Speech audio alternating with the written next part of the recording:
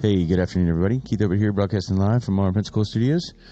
And I've got Ari in the studio with me all the way from Cleveland. Thanks for coming, dude.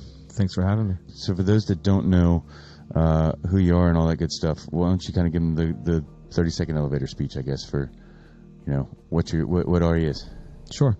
I am a motivational speaker, public speaker, corporate workshops, and I also do outdoor retreats / wilderness expeditions.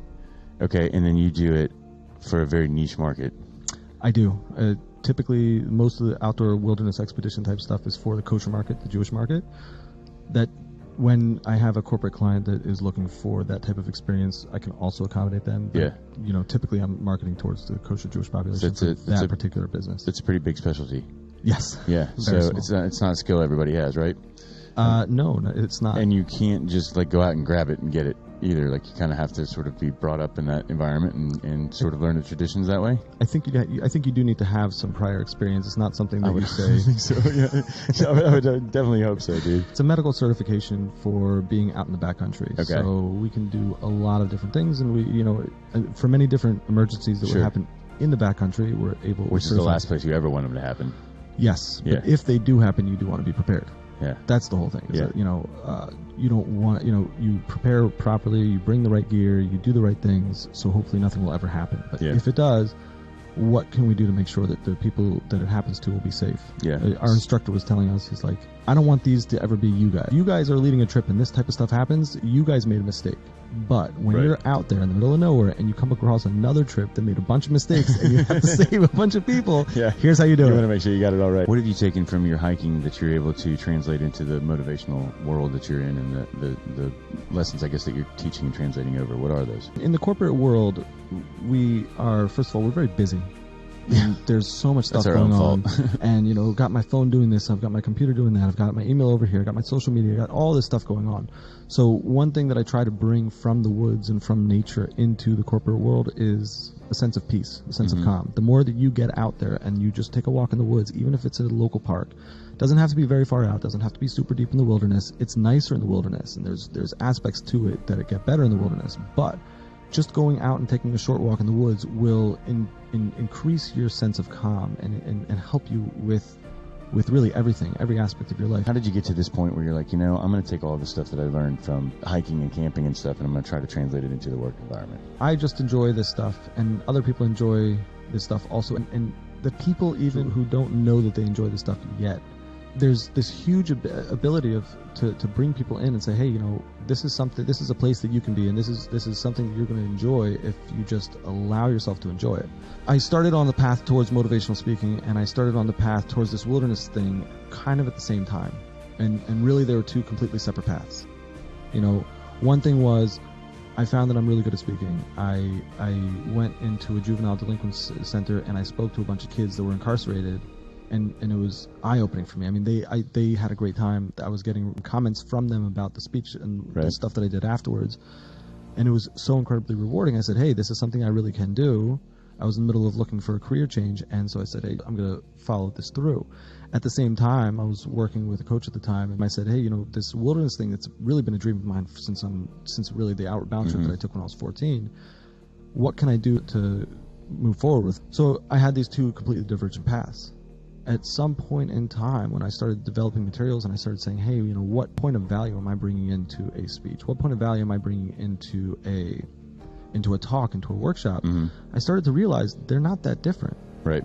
You know, and that's one of the reasons why one of the workshops that I developed is based out in the woods. Right. Now, I call it Thrive Wilderness, but I'm not really asking people to come out into the wilderness because a lot of people don't have a wilderness near them, first of all, and second of all, we don't need a wilderness. We need a local park, a state park, whatever.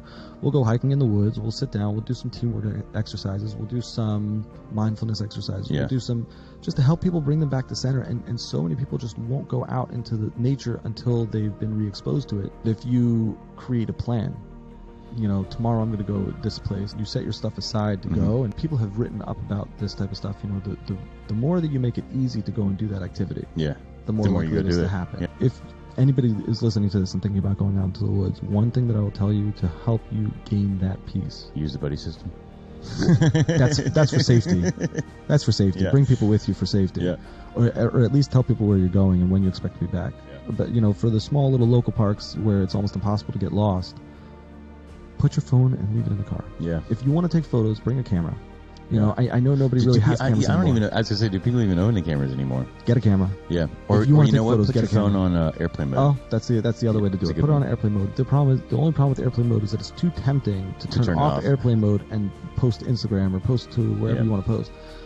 Shut it off. To maybe even get break out your old cell phone if it has a decent camera on it. Yeah. And this way you just have because the idea is you want to be there. Right. You want to be in the woods. You want to be relaxing. You want to be able to hike without worrying about, what are they going to say about this post? What are they going to say about this? And really, you don't even need photos. In order to get that sense of relaxation, if you're focused on the photos, right, you won't be getting that sense of relaxation. Yeah. Are those things that you're teaching these people, and are they getting results? I do hope to have the opportunity to teach people to recenter themselves. Again, that's where the workshop out in the woods comes into play. It's hard, it's because you can't take somebody who is stuck in this noise and tell them a couple of words and they're gonna just stop. Right. It's a lifestyle change. Yeah.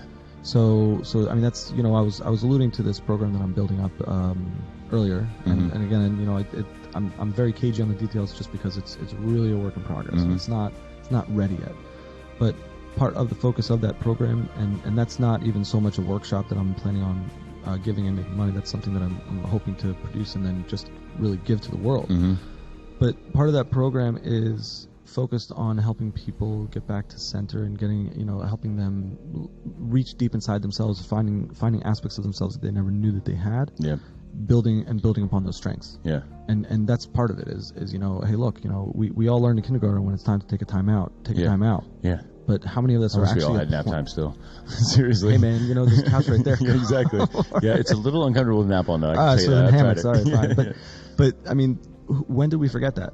Yeah. When did we forget that if you're having a tough time, it's okay to sit down and just take a minute? Stop, yeah. Stop, I go out into the woods and walk. Even don't walk, like you said, just take sit for a minute. It's nobody's willing to do that because what happens is because we have these cell phones on us all the time, there's never sitting for a minute because you sit down and you pull out your cell phone.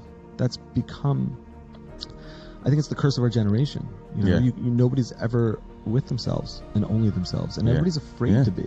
I mean, this is part of it is that there's never a moment for self-reflection. I mean, I'm noticing in my own life that there are things that I am experiencing or that are going on in my life or whatever, and I literally don't have the time to just sit down and process it. Yeah. And sleep just doesn't cut it. I mean, sleep is important, right? Sure. Hey, let me sleep on it. That's a big decision. Let me sleep on it. It's a big part of the decision-making process. But also stopping what you're doing and being alone for a minute is also part of the decision-making process. Yeah. And every single one of us, we can all benefit from taking the time to just that's a big decision. That's something you have to think about. Let me just go and walk around and think about it. Let me just sit down and just think about it. But this is where those cell phones come into play and the computers come into play. Put it down. Yeah, we're all going through things and we're all learning about life every single day. I hope that I'm learning about life till the day that I die because it's constantly a learning experience and it's constantly stuff that we can improve upon. No matter how far you've gotten, you can still go further.